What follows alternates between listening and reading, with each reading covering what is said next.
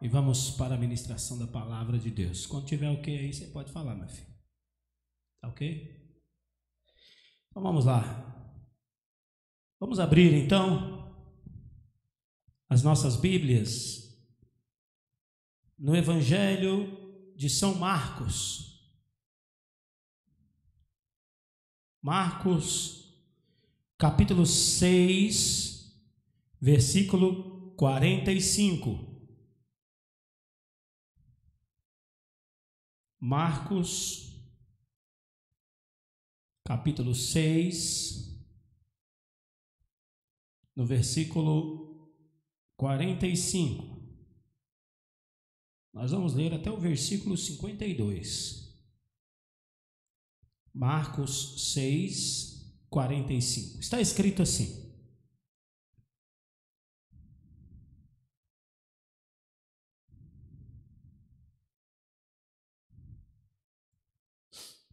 logo em seguida, insistiu com os discípulos para que entrassem no barco e seguissem adiante dele para Betsaida, enquanto ele se despedia do povo. Tendo despedido, subiu a um monte para orar. Chegando à noite, o barco estava no meio do mar e Jesus encontrava-se sozinho em terra. Ele notou que os discípulos remavam com dificuldade, pois o vento soprava contra eles. Em plena madrugada, Jesus vinha na direção deles andando sobre o mar e já estava prestes a passar por eles. Assim que o viram caminhando sobre as águas, logo pensaram se tratar de um fantasma e por isso gritaram, pois todos o tinham visto e ficaram apavorados. Contudo, Jesus lhes anunciou: tende coragem, sou eu, não tenham medo. E então, logo subiu no barco para junto deles, o vento se acalmou e eles ficaram pasmos. Afinal, eles nem tinham entendido o milagre dos pães, porquanto seus corações se mantinham endurecidos. Amém? Glória a Deus. Eu sei que você já ouviu muitas mensagens a respeito desse texto, mas vamos olhar por um outro ângulo hoje. Vamos olhar de uma forma um pouco mais abrangente e vamos tirar lições desta passagem bíblica de hoje para as nossas vidas. O tema da mensagem hoje é aprendendo com as tribulações.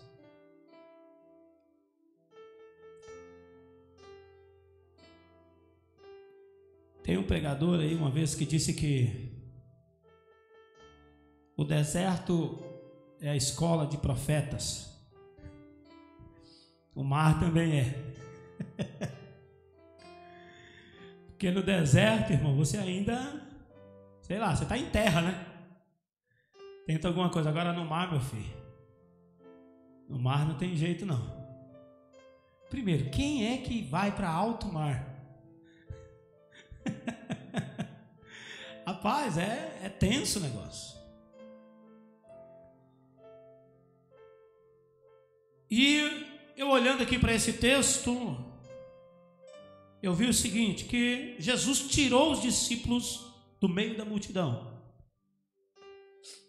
Essa passagem bíblica, ela acontece logo após a multiplicação dos pães.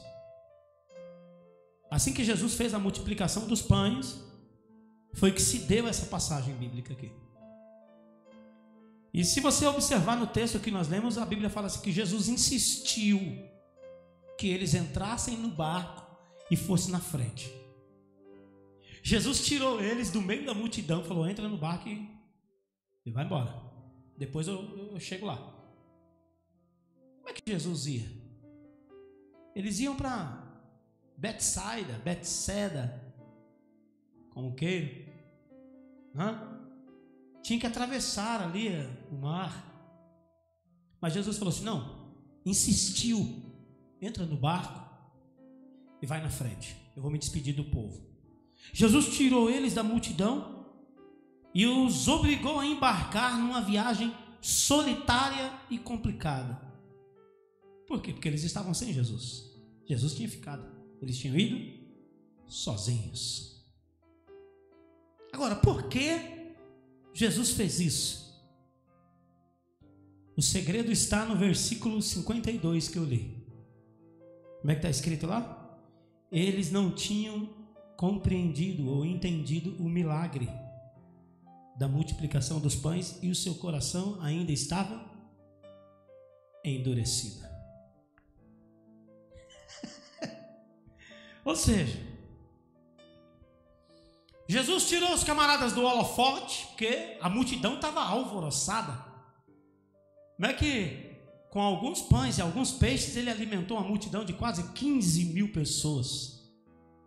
E os discípulos estavam ali, né?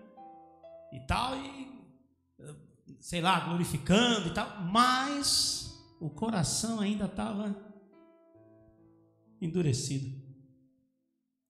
É por isso que eu falo que o maior milagre é a transformação de vida. Não é a multiplicação de pães, não é a cura de um enfermo, não é o milagre de um paralítico ou de um cego ou coisa parecida, não é o mar se abrir, nem o mar se fechar, nem o dia virar noite ou coisa parecida. Nada disso é mais importante do que a transformação de vida. Por quê? Porque, vamos falar a verdade, muitas pessoas já viveram vários milagres na sua vida. Gente que foi curada,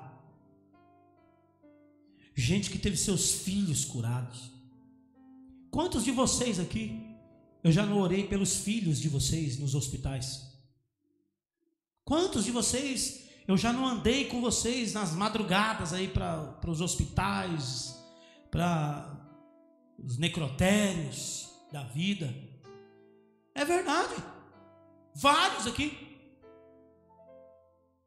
E às vezes nós esquecemos dessas coisas. Nós esquecemos, por exemplo, quando Deus nos conforta de uma forma tão extraordinária que nem a gente acredita. Às vezes a gente fica até se questionando: rapaz, será que eu sou tão ruim assim que eu perdi alguém, mas eu já estou tranquilo assim, estou em paz? Não é, é o Espírito Santo que age, é um milagre da consolação, o Paráclito que entra e consola e faz é isso que eu falo. Mas o melhor e maior milagre é a transformação. Olha aí, os discípulos já tinham visto vários milagres. Se nós observarmos aqui, esse não foi o primeiro, foi um de muitos. Mas eles, primeiro, não tinham compreendido. Olha aí, às vezes nós não compreendemos. Às vezes nós recebemos milagres que nós nem sabemos que recebemos milagres. Quantos milagres Deus já fez por você e você nem sabia? Do homem mau que ele te livrou e você nem soube, porque Deus te livrou antes de acontecer qualquer coisa. De um acidente de carro que você nem sabia, mas naquele dia você perdeu a hora e ainda ficou espraguejando que você perdeu a hora, mas você não sabia que Deus na verdade estava te livrando de um acidente. Eu vivi isso, de verdade. Deus ainda me deu a misericórdia de saber.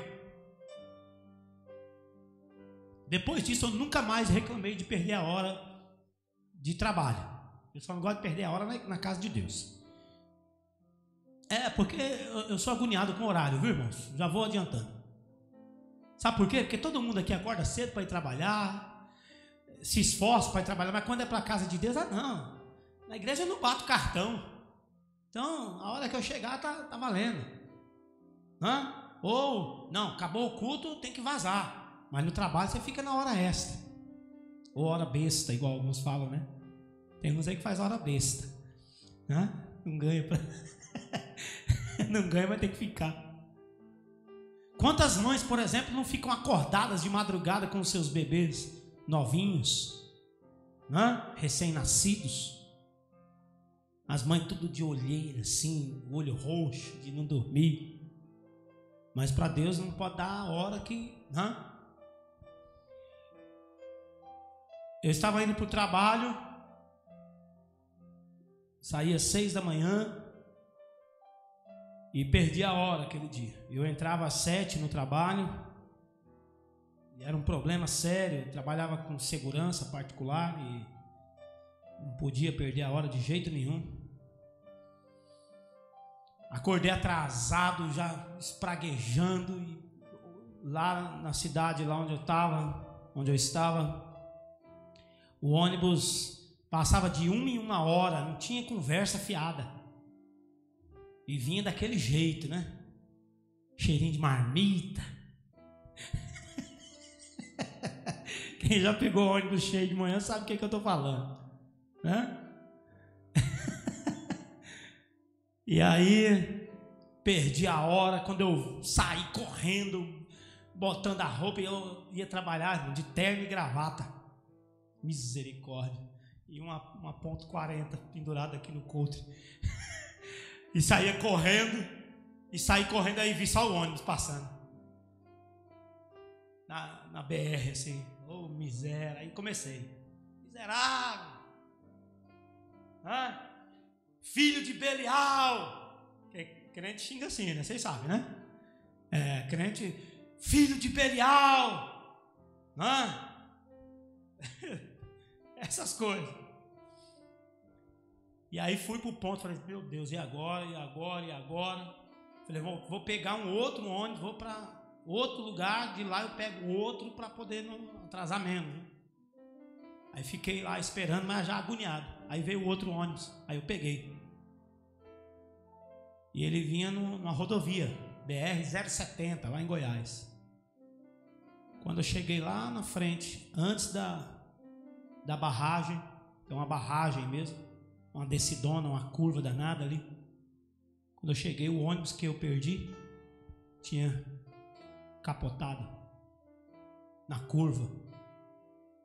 Gente com osso quebrado, segurando a perna assim com o osso quebrado, gente ainda dentro do ônibus, gente estava uma confusão tão grande. Nós descemos do outro ônibus para ir ajudar as pessoas. E era para eu estar lá dentro. Morreu 3 pessoas nesse acidente.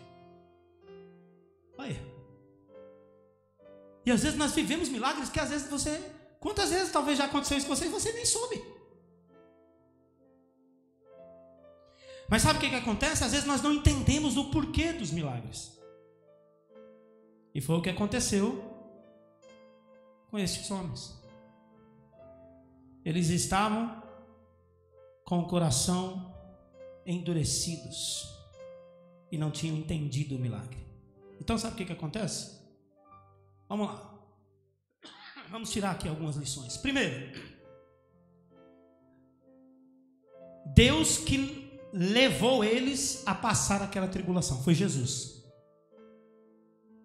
Jesus que já sabia que ia vir uma tempestade, que o mar ia estar difícil aquele dia, e falou, entra no barco e vai na frente. Sozinhos. Eu não vou não. Entra e vai sozinho.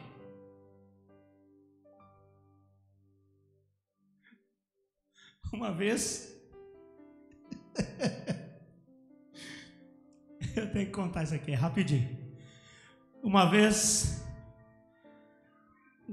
eu estava, um irmão da igreja perdeu uma irmã de sangue, e ela tinha falecido, e ele estava angustiado e tal, e eu fui lá auxiliar ele, fui com ele no velório, fui com ele cuidar do corpo, aquelas coisas e tal, fui para cima e para baixo com ele. E depois ele falou, bispo, eu quero que o senhor me leve ali na casa do meu sobrinho, que era o filho da irmã dele que tinha falecido. que ele é um moleque, o garoto, era um garoto, sei lá, uns 20 anos de idade na época. Esse garoto não cuidou da mãe, não fez nada, nem estava lá no hospital, olha, nem aqui no sepultamento dela não veio, eu tenho que ir lá falar com ele. Na hora, a experiência ajuda um pouquinho, né? Na hora eu falei assim, rapaz, vai dar problema. Eu conhecendo o irmão como ele era meio agitadão. Irmão Zé Carlos, não o nosso irmão Zé Carlos aqui. O Zé Carlos da Lourdes, né? Lembram dele? Os irmãos aqui, alguns lembram. E aí eu falei, onde é? Não, é ali, na rua ali de baixo ali. É aonde, meu filho? Ali, naquela favelinha ali, atrás ali, aqui embaixo, aqui no Ipanema. Aí eu falei, tá bom. Passei na igreja, encontrei o Paulo Júnior. Paulo Júnior era novo convertido. Estava todo de terno, né? Estava todo de terno, risquinho assim no cabelo. Novo convertido. Aí eu falei, meu filho, entra aqui no carro, bora ali comigo. Fazer uma obra missionária. Aí ele, não, vamos lá. Aí entrou no carro e eu desci eu, ele e o irmão Zé, entramos lá na favela. Aí o irmão Zé chamou o sobrinho dele e começou, por que você não presta? O cara tinha acabado de perder a mãe, né? Por que você não presta? Você não sei o quê, você não cuidou de sua mãe. Começou. Aí eu falei assim, rapaz, vai dar problema isso aqui. Quando eu vi, o pau fechou. O rapaz foi para cima do Zé e juntou mais uns amigos dele ali naquela favela e cercou nós assim. E eu e o Júnior, o irmão Zé, mas tudo garotada, né? Aí eu não tive recurso. Fui, agarrei o moleque. Eu dei um mata-leão nele. Ele começou a ficar roxo. Parecia que a gente estava lutando. Ele começou a bater aqui, ó. Não, meu filho, aqui não tem isso não. Isso aí é só lá no ringue. Quando eu vi, o Paulo Júnior estava com dois assim. Um querendo dar voadora. Aí, mas resolvemos a questão lá. O rapaz estava quase desmaiando. Aí eu depois fiz uma oração por ele. Para ele se acalmar.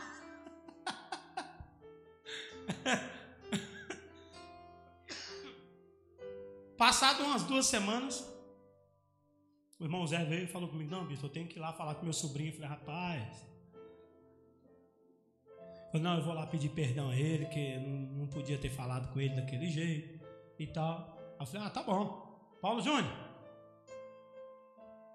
fazer uma obra missionária ali, aquele mesmo lugar lá. Eu falei, não, você está de brincadeira. Eu falei, só que assim, vá lá com o irmão Zé, você e ele. Porque é natural, quando você vai numa missão, você vai com alguém, tal, você vai mais confiante. Agora o cara pega e te manda sozinho, na fria, é um problema. E Jesus tinha feito isso com aqueles homens, com os discípulos. Falou, entra no barco e vai na frente, sabendo tudo o que ia acontecer. Sabendo tudo o que ia acontecer. E aí então nós entendemos o seguinte: quando nós não entendemos o agir de Deus em nossa vida, nós sofremos dobrada. Quando você não entende o agir de Deus na sua vida, você sofre em dobro. Sofre mais do que precisava sofrer. Quando você não entende o agir de Deus na sua vida. Deus tem que te apertar mais do que os outros. Deus tem que usar o azorrague em você. E no outro ele só fala. E o outro vai. Aí você é daqueles que, não, eu sou meio teimoso mesmo. Sofre 2 vezes. Sofre dobrado. Igual os discípulos. Eles precisavam passar aqui? Não precisavam. Mas eles estavam com o coração endurecido. Eles não entendiam, não tinham entendido nem os milagres de Jesus ainda. Eles não tinham compreendido. Quando você não entende o agir de Deus na sua vida e vive reclamando, acontece qualquer coisa na sua vida, você já quer desistir. Acontece alguma coisa na sua vida, você sai reclamando. Quer contar testemunho.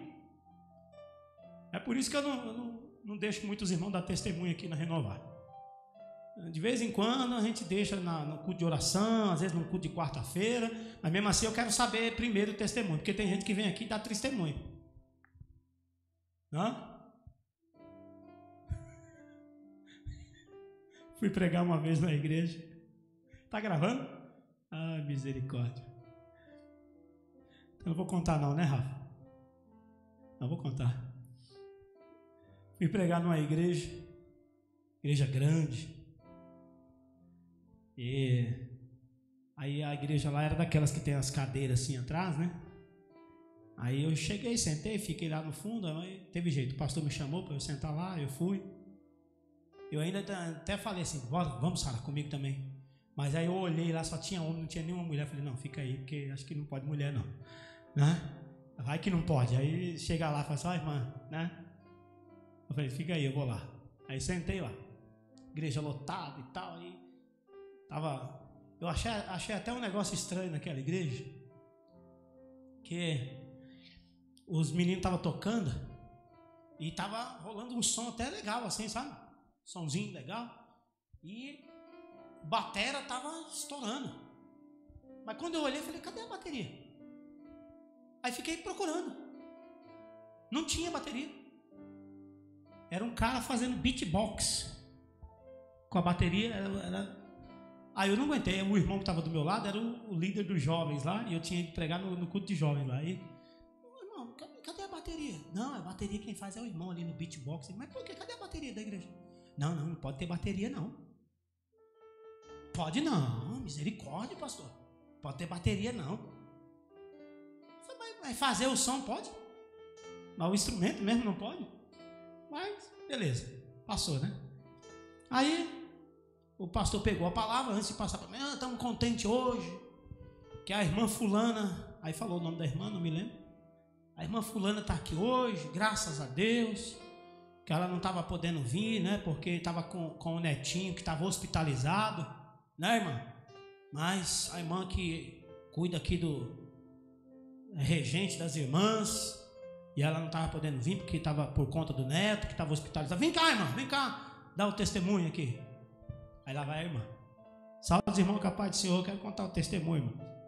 Olha, primeiro eu quero avisar, eu pensei que era minha irmã, a Nicinha. Olha, primeiro eu quero avisar que eu não estava vindo, não é porque eu não queria não, viu?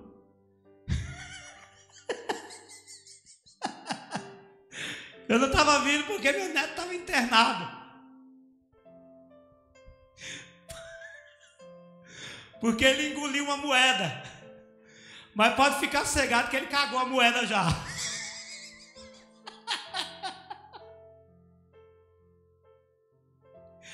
Aí eu estava sentado lá, irmãos, eu não aguentei não. Eu comecei a passar mal de dar risada. Fiquei todo vermelho, parecia um camarão. Levantei meu irmão, eu banheiro. Aí o irmão também não prestava. O irmão que estava lá não prestava também não. Falou, que foi, bispo? Engoliu uma moeda também. Aí eu falei, não.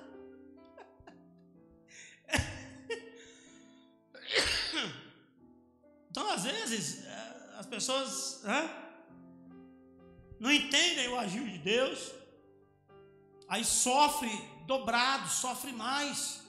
Deus mandando ele ir para cá e faz igual Jonas. Vai para Nínive. Ele falou, não, eu vou para Tarsis. Aí aconteceu o quê? Foi jogado no mar, engolido por um peixe e jogado na praia de Nínive. Precisava passar isso? Não precisava. Se ele tivesse ido direto para Nínive, pronto. Não tinha passado 3 dias e 3 noites de tribulação.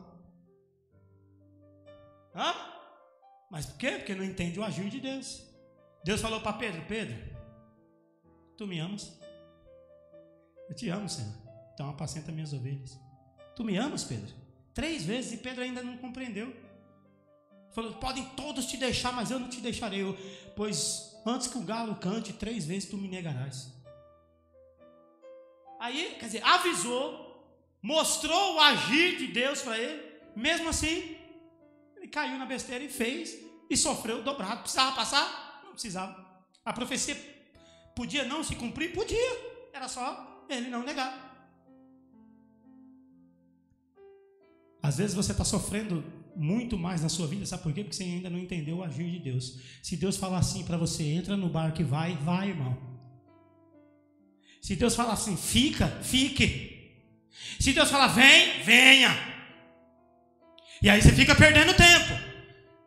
Os dias vão passando e você acha o seguinte, um dia, quem sabe, eu me entrego a Jesus. Pode ser que esse dia não chegue para você. E aí talvez você não entende por que as coisas não acontecem para você. Ou porque as coisas só dão errado. Você não entende por quê. Por que às vezes você fica cantando aquela música do Thales? Parece que é difícil só para mim. Mas não é.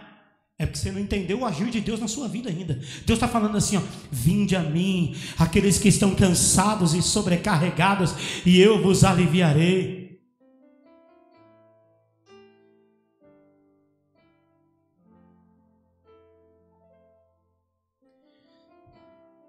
Como Jesus agiu com os discípulos nessa história, como ele os fez parar para pensar e reavaliar suas atitudes e amolecer os seus corações, ele usou essas estratégias.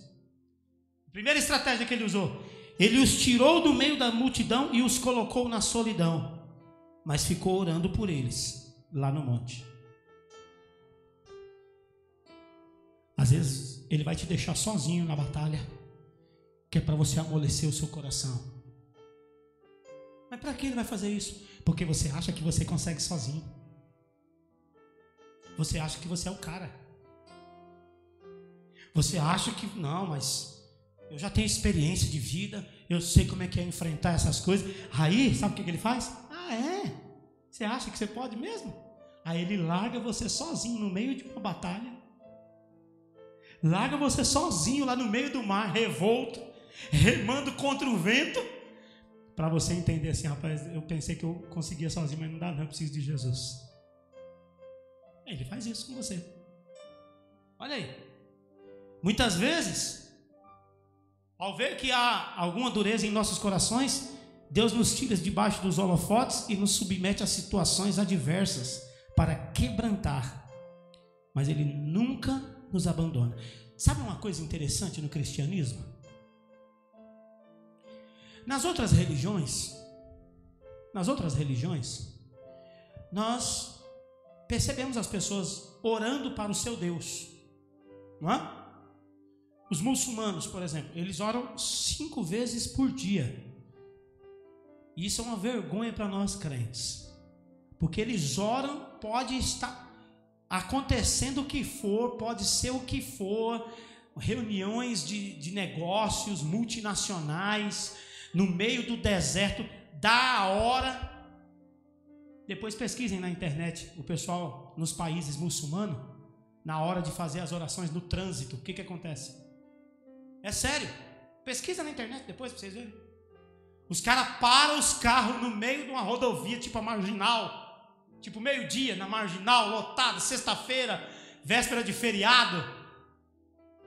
Eles param, todo mundo para os carros, desce do carro, põe o tapete, vira para o leste e faz a oração. Depois eles pegam tudo, segue. Todo mundo. Eles oram para o Deus deles. Os budistas oram para o seu Deus. Os islâmicos oram. Quem mais? Os hindus oram para a deusa Shiva.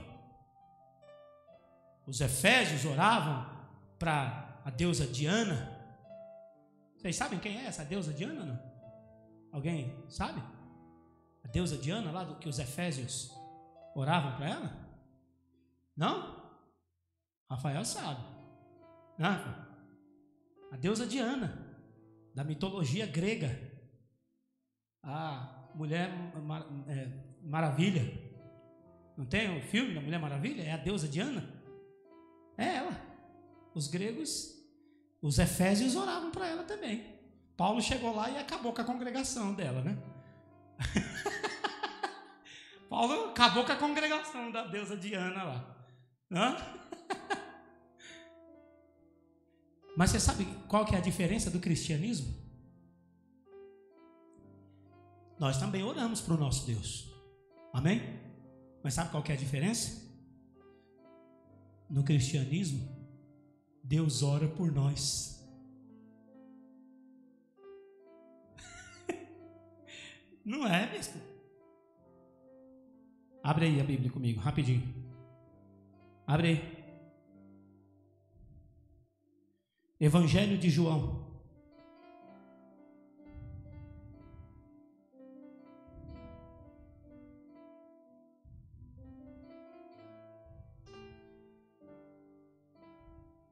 Evangelho de João, capítulo 17. Evangelho de João, capítulo 17. Olha só, versículo 1 em diante. Olha isso aqui. Tendo dito estas palavras aos seus discípulos, Jesus levantou seus olhos para os céus e orou: Pai, é chegada a hora. Aleluia. Glorifica o teu filho, para que teu filho te glorifique. Assim como lhe otorgaste autoridade sobre toda a carne, para que conceda a vida eterna a todos os que lhe deste. E a vida eterna é esta: que te conheçam a ti, o único Deus verdadeiro, e a Jesus Cristo a quem enviastes. Eu glorifiquei na terra, finalizando a obra que me entregastes para realizar. Agora, Pai, glorifica-me junto a ti, com a glória que eu tinha contigo antes que o mundo existisse. Meu Pai celestial, eu revelei o teu nome àqueles que do mundo me destes. Eles eram teus e tu os confiaste a mim, e eles têm obedecido a tua palavra. Olha Jesus orando por nós.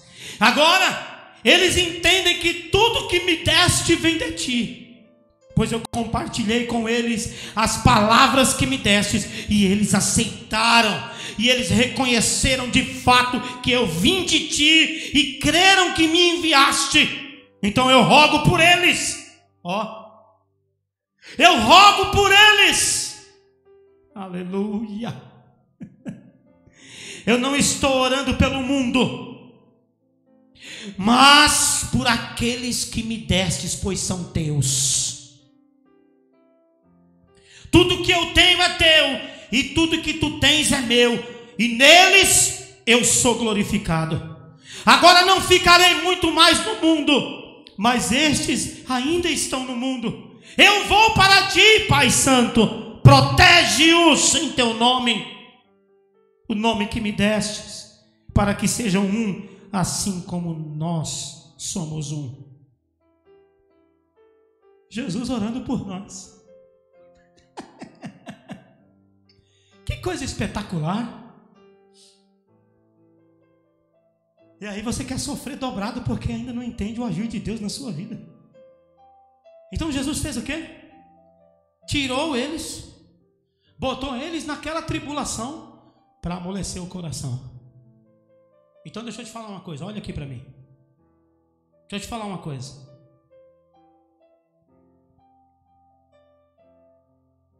Você pode até não acreditar. Olha aqui para mim. Olha aqui. Que é com você mesmo que eu estou falando. Você pode até não acreditar.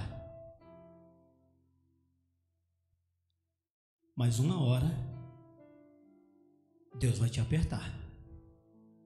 Porque Ele quer te salvar. Primeiro Ele quer salvar você de você mesmo. Porque o nosso maior inimigo é o diabo, não é? É você mesmo. Porque a Bíblia dá a Deus estratégia. Resistir ao diabo e ele. Agora, como é que você foge de você mesmo? Como fugirei de mim, dizia Salomão do reggae. Mas uma hora Ele vai começar a te apertar para você se aproximar dele. Porque a palavra de Deus nos diz o seguinte: que Ele não quer que ninguém se perca. E tem um detalhe: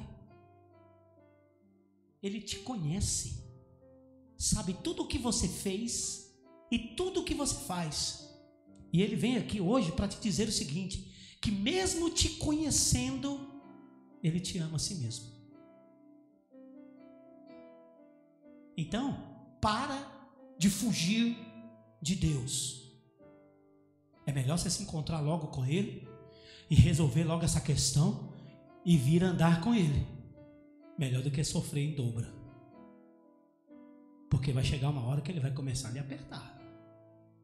E se você não vir pelo amor, vem pela dor. Ô, bicho, o senhor está tocando o terror. Eu estou falando a palavra de Deus. Eu estou ministrando a palavra de Deus. Eu estou citando Bíblia. E aí eu vou dizer mais uma vez para você. Jesus disse assim: vinde a mim, todos aqueles que estão cansados e sobrecarregados, e eu vos aliviarei. A segunda estratégia é: Ele os deixou sozinhos no mar revolto. Deixou eles sozinhos. Escuta aqui que eu vou te falar.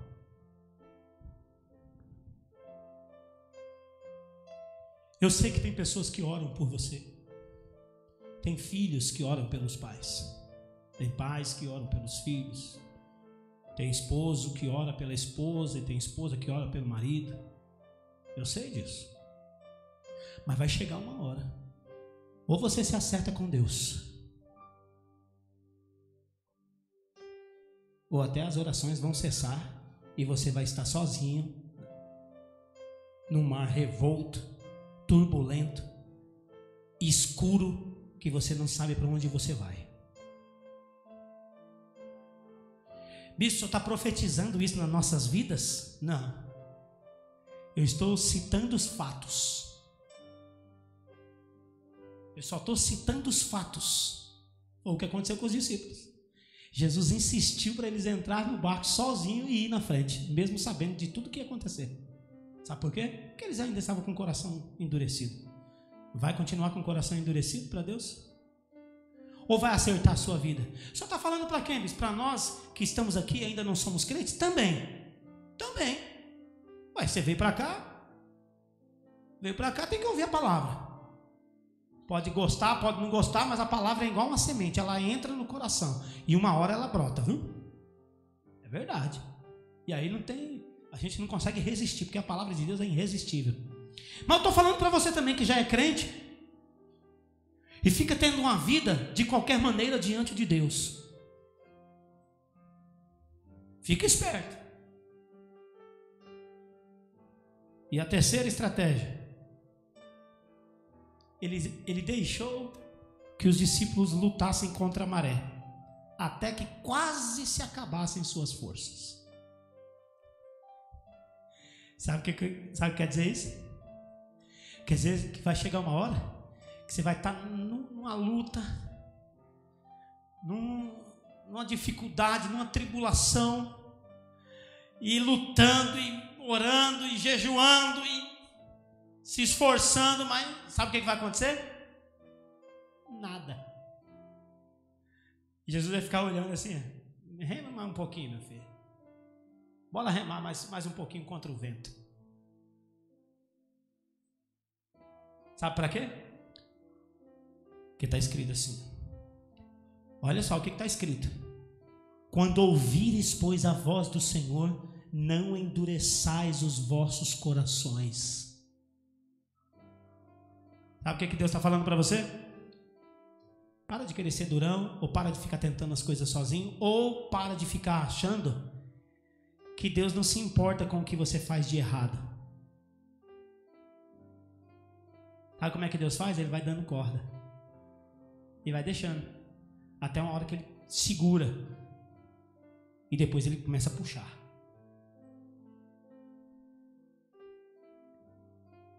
Então, ao tirar os seus discípulos debaixo dos holofotes e os deixando na solidão, lutando em vão contra a maré, o Senhor estava colocando eles para aprender com as tribulações.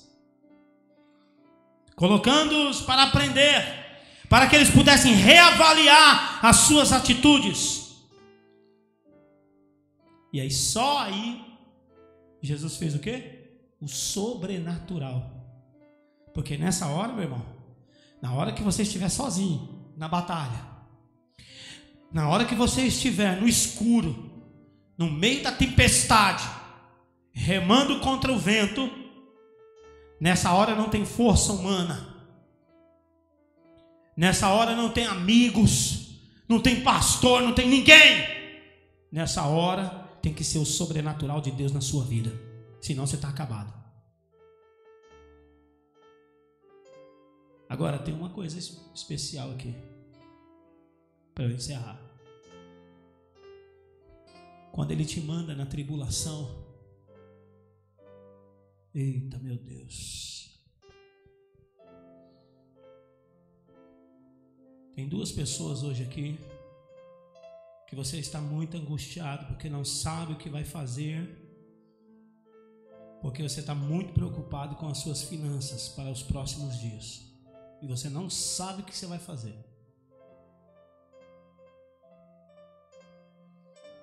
E Deus está falando assim, ó, presta atenção, o que Deus está falando para você? Que quando Ele deixa você passar pela tribulação, Ele fica lá no monte orando por você. Ele fica dizendo: Pai, eles são teus, o Senhor deu a mim, eles estão no mundo, assim como eu estava no mundo, mas não deixa eles padecer não. Nós temos um Deus que nós oramos para Ele, mas Ele também ora e intercede por nós. E a Bíblia fala que Ele intercede com gemidos inexprimíveis. Meu Pai Celestial, se Ele te colocar na prova, se Ele te colocar na tribulação, se Ele permitir que você esteja nessa batalha aí sozinho, Ele vai ficar lá, orando e intercedendo por você. Não vai deixar você sozinho não, mas você vai ter que ir. Não tem jeito. Agora, se entender os planos de Deus, se eles tivessem compreendido, ou pelo menos, já que não entendeu, aproveitava que Jesus estava falando: Senhor, qual foi o significado desse milagre aí dos pães que o Senhor fez? Jesus, sim, vem cá, meu filho, que eu vou lhe ensinar. E aí ele entendido, o coração ia se abrir, não precisava passar por aquilo que eles passaram. Então nesta noite, o Senhor está dizendo isso para você. É por isso que eu pedi para o pessoal cantar aquela canção, porque você já imaginou o que é estar numa tempestade, de noite, num barco, sem saber para onde ir, sem ter um norte, sem saber. E a palavra de Deus diz que você pode ser como um farol que brilha à noite para alguém. Hoje, Jesus quer ser esse farol para você, meu irmão. Quer mostrar para você qual que é o caminho. Quer mostrar para você que mesmo Ele te conhecendo, Ele te ama e quer tratar você, quer mudar a sua história, quer fazer algo novo em sua vida. Você só precisa permitir. Se você permitir, Ele vai fazer algo extraordinário por você. Você crê assim? Amém?